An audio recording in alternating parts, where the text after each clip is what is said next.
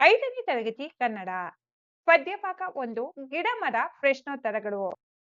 ಕೆಳಗಿನ ಕವಿಗಳ ಜನ್ಮಸ್ಥಳ, ಕಾಲ, ಬಿರುದು ಅಥವಾ ಪ್ರಶಸ್ತಿಗಳನ್ನು ಕುರಿತು ವಾಕ್ಯ ರೂಪದಲ್ಲಿ ಬರೆಯಿರಿ. ಕೃತಿಕಾರರ ಪರಿಚಯ. ಸತ್ಯಾನಂದ ಪಾರ್ತೋಟ. ಡಾಕ್ಟರ್ ಸತ್ಯಾನಂದ ಪಾರ್ತೋಟ ಅವರು ಬಾಗಲಕೋಟೆಯಲ್ಲಿ ಜನಿಸಿದರು. ಕರಿ ನೆಲದ ಕಲೆಗಳು. ಜಾಜಿ ಮಲ್ಲಿಗೆ, ಕಲ್ಲಿಗೂ ಗೊತ್ತಿರುವ ಕತೆ, ಕರಿಯ ಕಟ್ಟಿದ ಕವನ, ನನ್ನ ಕನಸಿನ ಹುಡುಗಿ, ನದಿಗೊಂದು ಕನಸು ಮತ್ತು ಅವಳು ಕವನ ಸಂಕಲನಗಳನ್ನು ಇವರು ರಚಿಸಿದ್ದಾರೆ. ಎದೆಯ ಮಾತು ಎಂಬುದು ಇವರ ಕಾವ್ಯದ ದೊರೆಸುರುಳಿಯಾಗಿದೆ. ಕರ್ನಾಟಕ ಸರ್ಕಾರವು ಇವರಿಗೆ ರಾಜ್ಯೋತ್ಸವ ಪ್ರಶಸ್ತಿ ನೀಡಿ ಪುರಸ್ಕರಿಸಿದೆ. ಡಾಕ್ಟರ್ ಸತ್ಯಾನಂದ ಪಾರ್ತೋಟರವರು ಗಿಡಮರ ಎಂಬ ಈ ಕವನವನ್ನು ಅವರ ಕರಿಯ ಕಟ್ಟಿದ ಕವನ ಎಂಬ ಕವನ ಸಂಕಲನದಿಂದ ಆರಿಸಿಕೊಳ್ಳಲಾಗಿದೆ. ಮುಖ್ಯ ಪ್ರಶ್ನೆ 1 ಕೆಳಗಿನ ಪ್ರಶ್ನೆಗಳಿಗೆ ಉತ್ತರಿಸಿ. ಪ್ರಶ್ನೆ 1 ಯಾರೇ ಏನೇ ಮಾಡಿದರೂ ಗಿಡಮರ ಏನು ಮಾಡುತ್ತವೆ? ಉತ್ತರ: ಯಾರೇ ಬಂದು ಏನೇ ಮಾಡಿದರೂ ಗಿಡ ಮರಗಳು ದಿವ್ಯ ಮೌನವನ್ನು ವಹಿಸುತ್ತವೆ. ಪ್ರಶ್ನೆ 2 ಕಡಲುಕ್ಕುವ ಚೇತನ ಎಲ್ಲಿ ಕಾಣಬರುತ್ತದೆ? ಉತ್ತರ: ಗಿಡ ಮರಗಳ ರೆಂಬೆ ಕೊಂಬೆಗಳು ಚಿಗುರುವಲ್ಲಿ ಕಡಲುಕ್ಕುವ ಚೇತನ ಕಾಣಬರುತ್ತದೆ. ಪ್ರಶ್ನೆ 3 ಅದು ಇದು ಎಣಿಸದಿರುವುದು ಯಾವುದು? ಉತ್ತರ: ಅದು ಇದು ಎಣಿಸದಿರುವುದು ಗಿಡ ಮರಗಳು. ಪ್ರಶ್ನೆ 4 ಗಿಡ ಮರಗಳು ಹೇಗೆ ಬೆಳೆದು ಅರಳುತ್ತಿವೆ? ಉತ್ತರ: ಗಿಡ ಮರಗಳು ದಿನನಿತ್ಯವೂ ಬಿಸಿಲು, ಮಳೆ ಮತ್ತು ಚಳಿಯನ್ನು ತಡೆದುಕೊಂಡು ಬೆಳೆದು ಅರಳುತ್ತಿವೆ. ಮುಖ್ಯ ಪ್ರಶ್ನೆ 2 ಕೆಳಗಿನ ಪ್ರಶ್ನೆಗಳಿಗೆ 2-3 ವಾಕ್ಯಗಳಲ್ಲಿ ಉತ್ತರಿಸಿ. ಪ್ರಶ್ನೆ 1 ಬೆಳೆದು ನಿಂತ ಗಿಡಮರ ಹೇಗಿವೆ? ಉತ್ತರ: ಬೆಳೆದು ನಿಂತ ಗಿಡ ಮರಗಳು ಕಾಂಡವು ಕಪ್ಪಾಗಿದೆ, ಎಲೆಗಳು ಹಸಿರಾಗಿವೆ ಮತ್ತು ಅವುಗಳಲ್ಲಿ ವಿಧ ವಿಧವಾದ ಹೂಗಳು ಅರಳಿವೆ. ಅವು ನೋಡಲು ತುಂಬಾ ಸೊಗಸಾಗಿದ್ದು ಸುಂದರವಾದ ಸುಗಂಧವನ್ನು ಬೀರುತ್ತಿವೆ. ಪ್ರಶ್ನೆ 2 ಯಾರ ಮಾತಿನಂತೆ ಮನ ಇಲ್ಲ ಏಕೆ? ಉತ್ತರ: ಮನುಷ್ಯನ ಮಾತಿನಂತೆ ಅವನ ಮನಸ್ಸು ಇಲ್ಲ. ಏಕೆಂದರೆ ಮನಸ್ಸಿನಲ್ಲಿ ಮಾತಿಗೆ ಒಂದು ನಡೆ, ಮನಸ್ಸಿಗೆ ಒಂದು ನಡೆ ಇರುತ್ತದೆ. ಅವನು ತನ್ನ ಸ್ವಾರ್ಥಕ್ಕಾಗಿ ಲಿಂಗ, ವರ್ಣ, ಜಾತಿ ಮತ್ತು ಧರ್ಮ ಎಂಬ ಭೇದ ಭಾವಗಳ ಗೋಡೆಯನ್ನು ಕಟ್ಟಿ ಮನಸ್ಸನ್ನು ಆಳುಕೊಂಪೆ ಮಾಡಿಕೊಂಡಿದ್ದಾನೆ. ಪ್ರಶ್ನೆ 3 ಗಿಡ ಮರಗಳು ಯಾವುದನ್ನು ಮೀರಿ ಬೆಳೆದಿವೆ? ಉತ್ತರ: ಗಿಡ ಮರಗಳು ಮನುಷ್ಯರಲ್ಲಿರುವಂತೆ ಜಾತಿ, ಗೀತಿ, ಲಿಂಗ, ವರ್ಣ ಹಾಗೂ ಧರ್ಮದಂತಹ ಯಾವುದೇ ಭೇದ ಭಾವಗಳನ್ನು ಎಣಿಸುವುದಿಲ್ಲ. ಇವೆಲ್ಲವನ್ನು ಮೀರಿ ಅವು ಎಲ್ಲರಿಗೂ ಸಮಾನವಾಗಿ ಉಪಕಾರ ಮಾಡುತ್ತಾ ಬೆಳೆದು ನಿಂತಿವೆ. 3 ಬಿಟ್ಟು ಸ್ಥಳವನ್ನು ಪದ್ಯದಿಂದ ಆರಿಸಿದ ಸೂಕ್ತ ಪದಗಳಿಂದ ತುಂಬಿರಿ. ಎಂತ ಸೊಗಸು, ಏನು ಕಂಪು, ಬೆಳೆದು ನಿಂತ ಗಿಡಮರ, ರೆಂಬೆ ಕೊಂಬೆ ಚಿಗುರುವಲ್ಲಿ ಕಡಲುಕ್ಕುವ ಚೇತನ, ಮನುಷ್ಯನಲ್ಲಿ ಮಾತು ಉಂಟು ಮಾತಿನಂತೆ ಮನ ಇಲ್ಲ, ಜಾತಿ ಗೀತಿ ಲಿಂಗ ಧರ್ಮ ಮೀರಿ ಬೆಳೆದ ಗಿಡಮರ. ಮುಖ್ಯ ಪ್ರಶ್ನೆ 4 ಕೆಳಗೆ ನೀಡಿರುವ ಪದಗಳಲ್ಲಿ ಗಿಡ ಮರಗಳಿಗೆ ಮತ್ತು ಮಾನವನಿಗೆ ಸಂಬಂಧಿಸಿರುವ ಪದಗಳನ್ನು ಪ್ರತ್ಯೇಕವಾಗಿ ಪಟ್ಟಿ ಮಾಡಿ. ಗಿಡ ಮರಗಳಿಗೆ ಸಂಬಂಧಿಸಿರುವ ಪದಗಳು ಬೊಡ್ಡೆ, ಚಿಗುರು, ಕೊಂಬೆ, ಹಸಿರು. ಮಾನವನಿಗೆ ಸಂಬಂಧಿಸಿದ ಪದಗಳು ಮನ, ಮಾತು, ಅವನು, ಧರ್ಮ, ಜಾತಿ, ಅವಳು. ಚಟುವಟಿಕೆ ಕೆಳಗೆ ನೀಡಿರುವ ಪದಗಳನ್ನು ಅಕಾರಾದಿಯಾಗಿ ಬರೆಯಿರಿ. ಅಕಾರಾದಿಯಾಗಿ ಬರೆದಿರುವ ಪದಗಳು ಎಂತ, ಎಲೆ, ಏನು, ಕಂಪು, ಕಡಲು, ಕರಿದು, ಕೊಂಬೆ, ಗಿಡ, ಚಿಗುರು, ಚೇತನ, ತರತರ, ದಿವ್ಯ, ನಿಂತ, ಬೆಳೆ, ಬೊಡ್ಡೆ, ಮರ, ಮಾಡಲಿ, ಮೌನ, ರೆಂಬೆ, ಸೊಗಸು, ಹಸಿರು, ಹೂವು. ಪ್ರಶ್ನೆ ಪ್ರಕೃತಿಯಲ್ಲಿಲ್ಲದ ಭೇದ ಭಾವ ಮನುಷ್ಯನಿಗೆ ಬೇಕೆ? ಈ ಬಗ್ಗೆ ಯೋಚಿಸಿ ಪುಟ್ಟ ಪ್ರಬಂಧ ಸಿದ್ಧಪಡಿಸಿ. ಪ್ರಬಂಧ ಪ್ರಕೃತಿಯಲ್ಲಿಲ್ಲದ ಭೇದ ಭಾವ ಮನುಷ್ಯನಿಗೆ ಬೇಕೆ? ಪೀಠಿಕೆ ನಮ್ಮ ಸುತ್ತಲಿರುವ ಪರಿಸರವೇ ಪ್ರಕೃತಿ. ಪ್ರಕೃತಿಯಲ್ಲಿ ಜಿಂಕೆ, ಆನೆ, ಹಕ್ಕಿಗಳು, ಗಿಡ ಮರಗಳು ಮತ್ತು ನದಿಗಳಿವೆ. ಇವುಗಳಲ್ಲಿ ಯಾವುದೇ ಭೇದ ಭಾವವಿಲ್ಲ.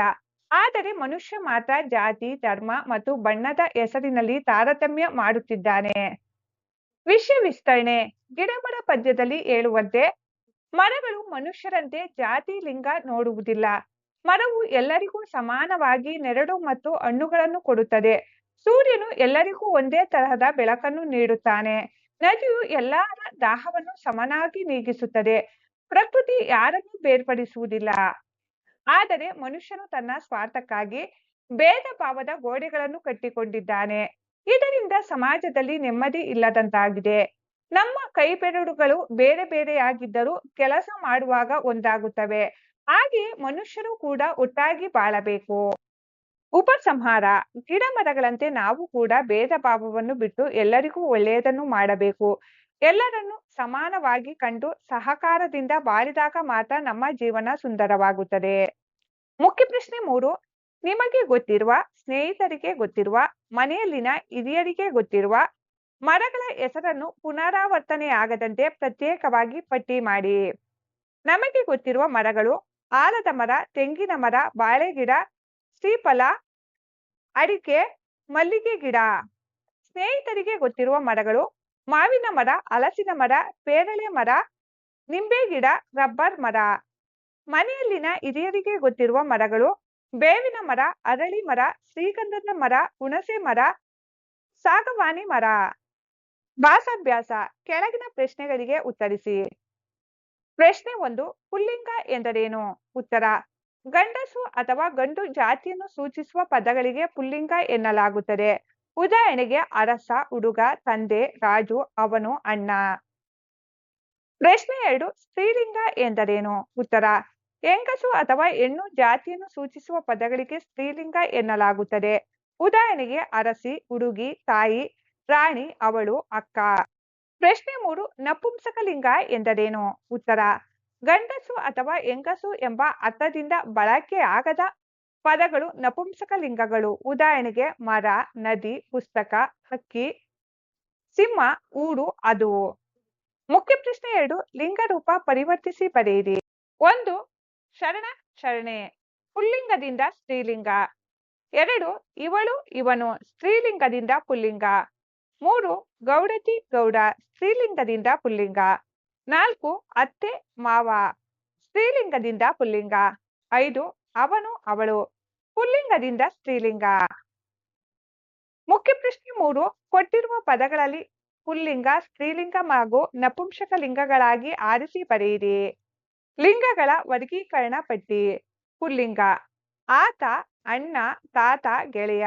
ಸ್ತ್ರೀಲಿಂಗ: ಅರಸಿ, ಗಂಗೆ, ತಾಯಿ, ರಾಧೆ.